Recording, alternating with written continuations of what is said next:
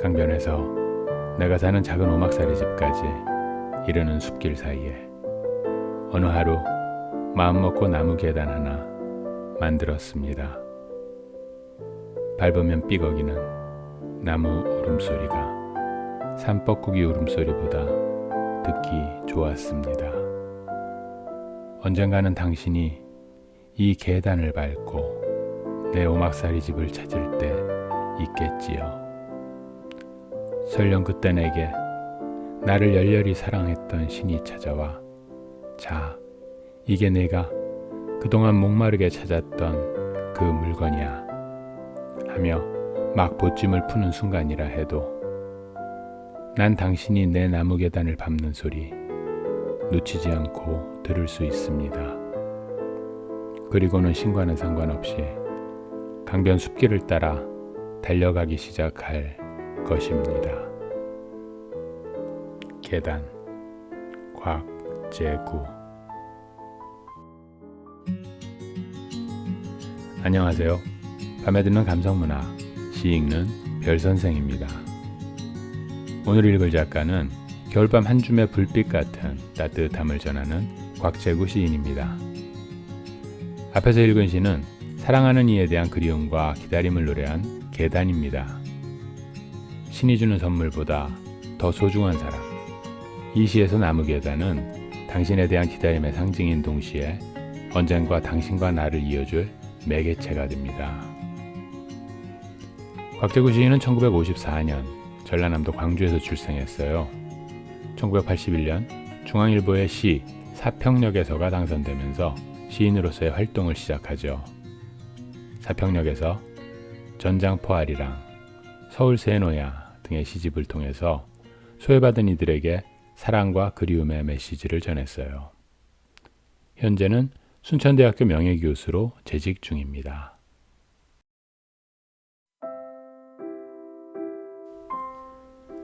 사평역에서 곽재구. 막차는 좀처럼 오지 않았다.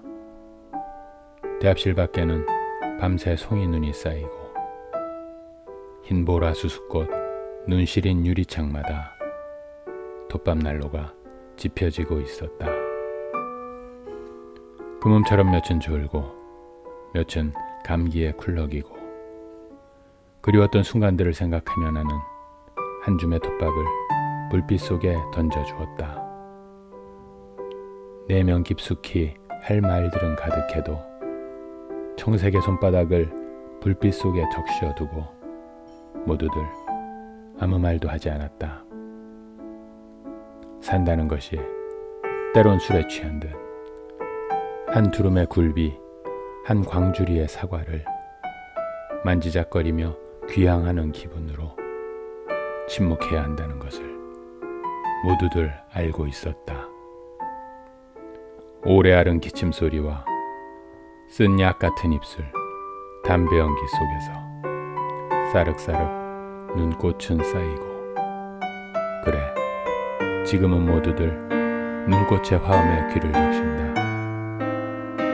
자정 넘으면 낯설음도 뼈아픔도 다 설원인데 단풍잎 같은 몇 잎에 차창을 달고 밤열차는 또 어디로 흘러가는지 그리웠던 순간을 호명하며 나는 한 줌의 눈물을 불빛 속에 던져 주었다.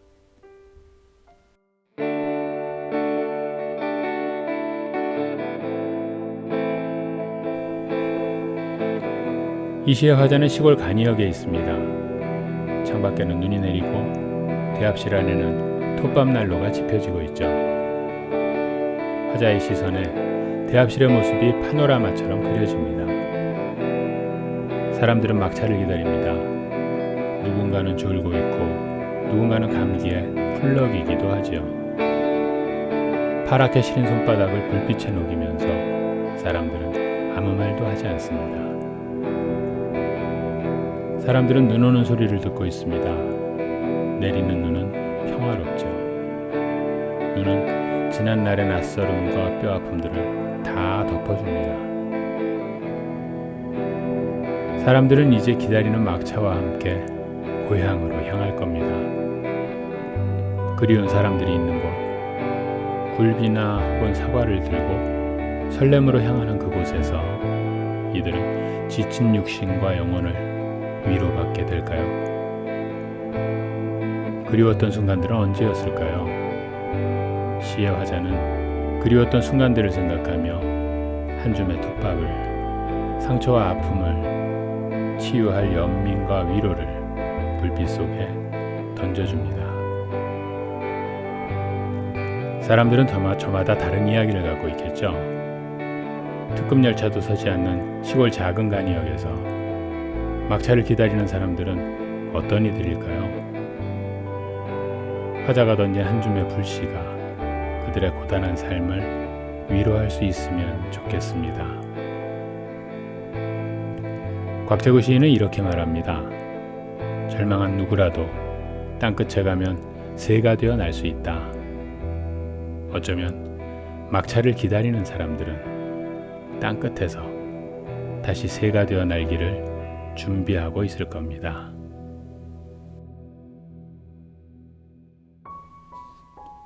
꺾이지 않는 희망과 사랑을 노래한 시 은행나무입니다. 은행나무, 너의 노란 우산 기다려 서 있으면 아름다움이 세상을 덮으리라던 늙은 러시아 문호의 눈망울이 생각난다. 맑은 바람결에 너는 짐짓 내 빛나는 눈썹 두어 개를 떨구기도 하고 누군가 깊게 사랑해온 사람들을 위해 보도 위에 아름다운 연서를 쓰기도 한다. 신비로워라. 잎사귀마다 적힌 누군가의 옛 추억들 읽어가고 있노라면 사랑은 우리들의 가슴마저 금빛 추억에 물이 들게 한다. 아무도 이 거리에서 다시 절망을 노래할 수 없다. 벗은 가지 위 위대하게 고개를 하는 도롱이집 몇 개. 때로는 세상을 잘못 읽은 누군가가 자기 몫의 도롱이집을 가지 끝에 걸고 다시 이 땅 위에 불법으로 들어선다 해도 수천만 황인족의 얼굴 같은 너의 노란 우산 기다려 서 있으면 희망 또한 불타는 형상으로 우리 가슴에 적힐 것이다. 화자는 은행나무를 보고 있습니다. 은행나무는 아름답습니다. 도로 위에 이파리들을 떨구며 사람들에게 아름다운 추억들을 만들어주죠. 그 아름다움으로 세상을 덮어주기에 이곳에는 아무도 절망을 노래할 수 없습니다. 세상을 왜곡시키려는 부정한 자들이 이 땅 위에서 어떤 짓을 하려고 해도 수천만 우리 한민족의 모습을 닮은 너와 함께 있으면 희망 또한 불타오르기 때문입니다. 곽재구 시인은 이렇게 말합니다. 좋은 시는 쉬운 언어로 쓰여져야 합니다. 그런데 깊이가 있어야 합니다. 따뜻해야 하고 촉촉해야 합니다. 울면서 쓴 시가 좋은 시라고 생각합니다. 시인이 눈물 100방울을 흘려야 독자는 한두 방울 흘리는 겁니다. 그런데 그렇게 혼을 다해 쓴 작품도 아침에 보면 부끄러워져요. 그게 좋은 시입니다. 곽재구 시인이 말하는 좋은 시 한 편 읽으면서 이 시간 마무리할게요. 고맙습니다.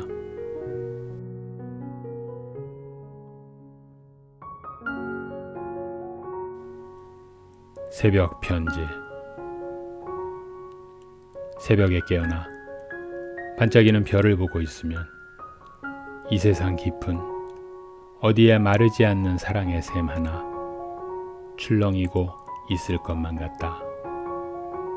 고통과 쓰라림과 목마름의 정령들은 잠들고 눈시울이 붉어진 인간의 혼들만 깜빡이는 아무도 모르는 고요한 그 시각에 아름다움은 새벽의 창을 열고 우리들 가슴에 깊숙한 뜨거움과 만난다. 다시 고통하는 법을 익히기 시작해야겠다. 이제 밝아올 아침의 자유로운 새소리를 듣기 위하여, 따스한 햇살과 바람의 라일락 꽃 향기를 맡기 위하여, 진정으로 너를 사랑한다는 한마디 새벽 편지를 쓰기 위하여, 새벽에 깨어나 반짝이는 별을 보고 있으면 이 세상 깊은 어디에 마르지 않는 희망의 샘 하나 출렁이고 있을 것만 같다.